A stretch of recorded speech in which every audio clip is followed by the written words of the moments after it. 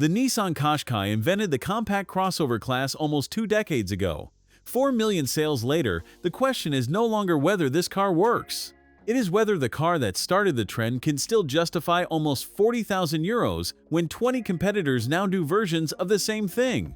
At 39,958 euros in N-Design Plus trim, this is not a cheap Qashqai. Whether that figure is confidence or overreach is the argument this walkaround resolves. The facelifted front borrows its grille language from the Ariya, a three-dimensional gloss black pattern between reshaped headlights running sequential LED indicators. At show floor distance, the effect is genuinely more upscale than the car it replaces. N-Design Plus removes the plastic body cladding cheaper trims, wear and substitutes body-colored panels, pulling the visual height down. I didn't expect to prefer it this way, but I do. At the rear, super red LED taillights sit in smoked housings.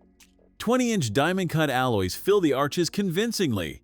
The proportions have not changed. 4,425 millimeters long, around 14 feet 6 inches. The face has. Whether what you find inside matches that new confidence is worth the next 60 seconds. The Kia Sportage puts its dashboard materials front and center. The Qashqai does something quieter. Alcantara covers the full dashboard, door cards, armrests, and center console sides, with white piping and contrast stitching through the embossed front seats. You sit down and the first thing you register is not a screen, it is the texture under your forearm.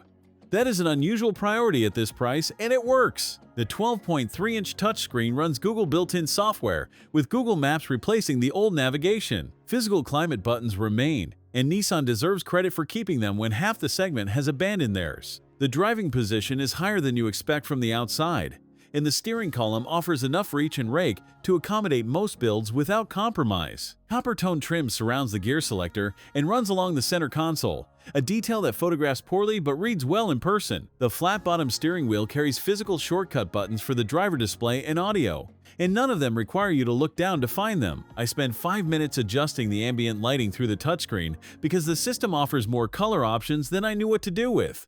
That is a minor complaint disguised as a feature. The wireless phone charging pad sits in a tray ahead of the gear selector, deep enough to hold a larger phone without sliding on corners, though owners in warmer climates report that phones stop charging to prevent overheating because the pad lacks ventilation fans. Rear space is reasonable for 2 adults, but tight for 3 because of a raised center floor hump.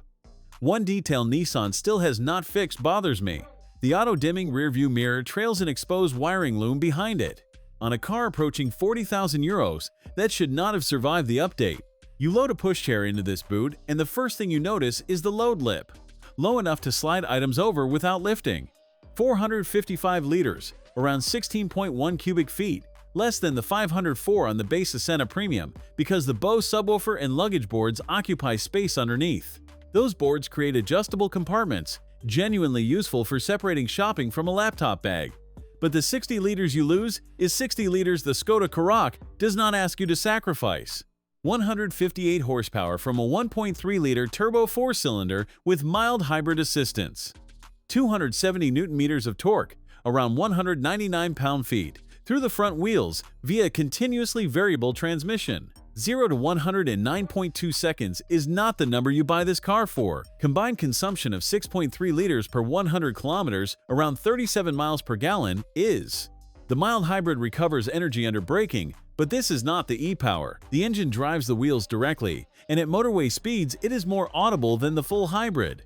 If refinement matters more than saving roughly 3,000 euros, the e-Power is the better powertrain. That choice is the most important decision this car asks you to make.